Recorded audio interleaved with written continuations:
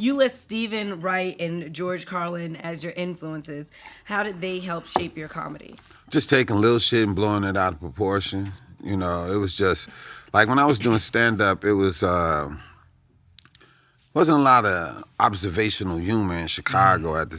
To me, it wasn't. I didn't see that. I think that's why I kind of stood out at was just, to this day, I enjoy doing comedy that isn't the obvious. You know, I feel like not being funny is funny. You know, like, and I do that like on stage a lot too. I would purposely write a joke that is terrible, so you can laugh at how terrible it is. Yeah. It's not the fact that I'm trying to make you laugh with the joke. It's just, like Conan taught me one time, the job is to make them laugh. However it is, it don't matter. You just make them laugh. And so I felt like making you laugh from failure is still making you laugh. And, you know, it was just something that I always kind of incorporated or whatever, you know, going against the grain. We just interviewed Bob Saget. And I watched the roast of Bob Saget, and I saw Norm Macdonald do that. Yeah. He went up there and he did a bunch of terrible jokes. And then explained the joke after he did it. Genius.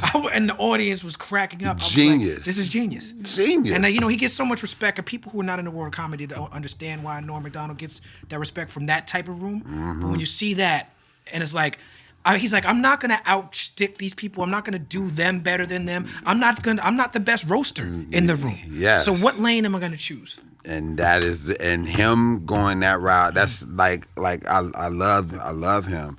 He's a great comedian. But yeah, I've always been on. That's why like even when I'm on stage, I take my notepad and you always have your notepad. Yeah, I always have my notepad because I just like to. I think it's great having real moments, you know. Like I'll have stuff that I wrote that I know that worked, but I'll also throw in shit that I just wrote that I never did, and shit that I just know is just fucking terrible, and just put it in there. Like I said, just being not funny is funny.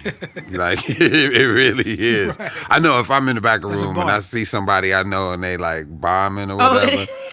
It's just hilarious to me. Even me, like, to see me get out of, like, I dropped this thing on YouTube called Working It Out. And it's like me just, like, working on material and getting it in. But seeing me get out of a situation. Exactly, that's what it is. It's just as funny as being funny.